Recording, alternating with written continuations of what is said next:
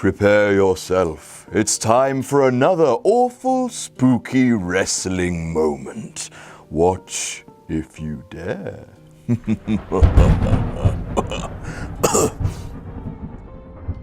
Now it's time to talk about Abyss. Abyss has always been one of TNA's spookiest figures, a kind of grisly mashup of Mankind and Kane, with a sprinkling of Corporate Kane as well, because as we all know, Kane and Corporate Kane are entirely different people. The menacing quality of Abyss has fluctuated over the years. In the early days of TNA, he was a sort of terrifying thumbtack aficionado, a very psychologically damaged figure with the size and strength to back it up. Later on, during the Hogan era, he was Hulk Hogan's special little friend, wasn't he? Who was given special magic powers by Hulk Hogan's Hall of Fame ring, and that was absolute fucking shit, wasn't it? Oh my god. Now let's briefly deviate from Abyss. Don't worry, we'll get back to him very shortly, but let's take a small moment to talk about Rob Van Dam. You see, in 2010, RVD signed a TNA contract where he was obliged to only make a set number of appearances.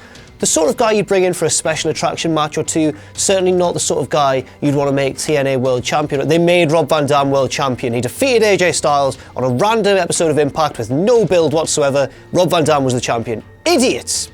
Idiots, savages, idiots. So how do you solve that sort of problem? Well, logic would dictate that you'd wait until Rob had almost fulfilled his number of contractually obliged dates, then have him drop the belt to a worthy contender, perhaps even back to AJ Styles. Is that what TNA did? Is it fuck? Instead, this is where TNA introduced the main subject of this video, Janice. Janice is Abyss's signature weapon. It's just a plank of wood with just nails sticking out of it. It's kind of like a portable version of the Chokey from Matilda, and it's also named after Dixie Carter's mother. No, seriously, I've not made that up. Janice is the name of Dixie Carter's mother.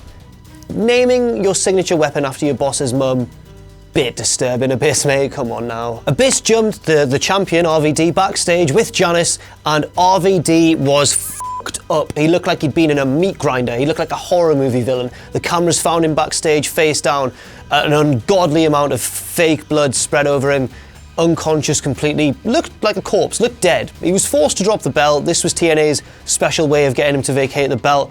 Rather than having him drop it to someone else, he got murdered to death backstage by Abyss and Janice. Then he was back a few months later without a scratch on him.